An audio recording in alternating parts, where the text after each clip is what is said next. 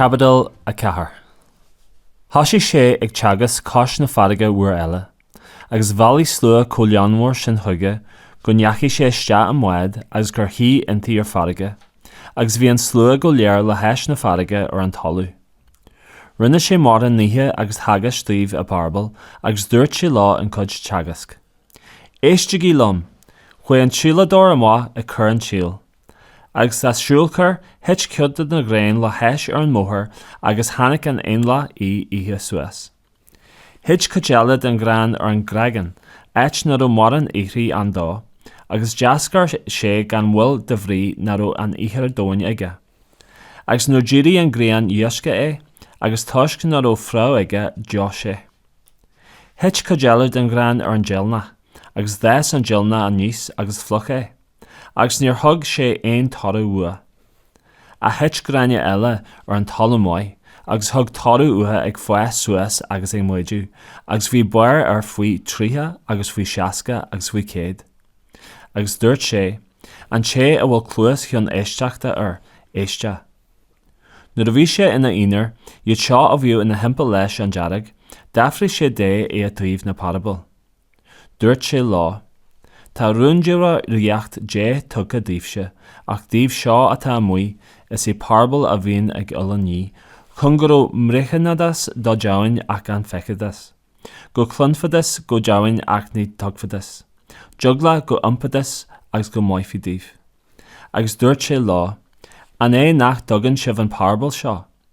Conas a ghóbhí sibh fis ar an parabal eile. Sílan an síladóir an bríthar. Na daoine seo le heis an mhóthar, mar a síaltar an bríthar, is daoine iad a nuair chlonaíonn siad tagann Satan leithre agus tógann an bríthar ach síaltar iontu. Mar an ggéine is an iad na daoine a ghlach an síl ar an gréagan, iad seo a ggóin an bríthar chucu le heithas leithre nuair a clonaíonn siad é. Ach ní bhíon frá acu iontu féin, ach níiad níomhhain agus an sin nuair a bhíon troblaid ná garlúnaint an mar gheall ar an bríthar, cloisin áthú leithre. Daoine eile iad seo a ghlach an síl na geilnach. Is iad siad na daoine a chulla an bríthar ach go dagan cuireamar ar an síl agus malú agus tabhrais agus mianta í rudaí eile iste, go blochan siad an bríthar agus fágtar gan tarú é. Agus iad seo a ghlach an síl ar an talamh mhaith, iad seo na daoine a chluineann an bríthar agus a gabhann cucu é, agus tugann tarú uthu faoi tríthe agus faoi seasca agus faoi céad. Dúirt sé lá, an tugtar lampa isteach chun go crurfaí faoi bhéal pica é ná faoi leaba, ná ar chrán solas atá sé le cur.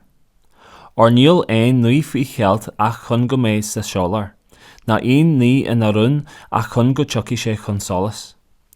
Má bhíon clúasa chun éisteachta ar aon duine éisteach sé. Dúirt sé lá, bígí aire faoine clúgann sibh. Is de Réir an tábhais le na tábhais sin na tábhais fearr chugamh, agus tuair tullú dúibhse a chlúineann.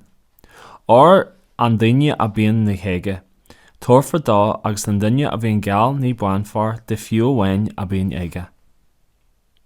Agus dúirt, is ála atá riocht dé, mar a scapfaí fé duine síl ar an talú, as go callú sé féin agus go níri, ihe agus lá, as go mé an síl ag eascar agus ag fáis ganas dó. Tugann an talú tarú ua féin agus ganmhar ar dús, an días a bhain, an sin na gréine omlan sa días. Nuair a bhíonn an bar ibe, tugann sé coran dó gan bhfuil agus bhrí go mbíonn an fór ar fáil.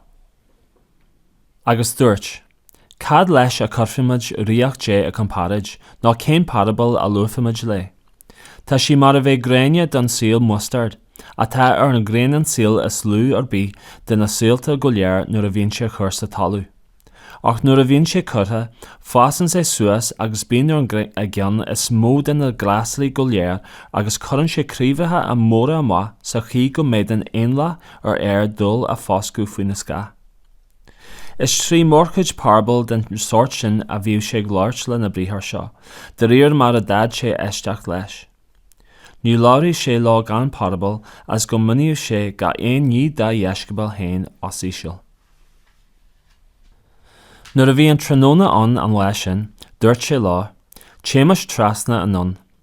As ag fágáil an slua ina dhé, thug siad lás éasta bhad mar a bhí sé agus bhí buad eile a teachlacán. Dúirí cuifa mór gaifa agus bhí na farige ag búlú an bhad sa chi go raibh sé I líniú cheanna féin. Bhí sé héana na jeirú sa bhad ina chalú agus ar cheann an pilín. Agus wascail sé é ag dúirt leis, a bhaistir, an é nach chas leat go bhfuil an buas agan.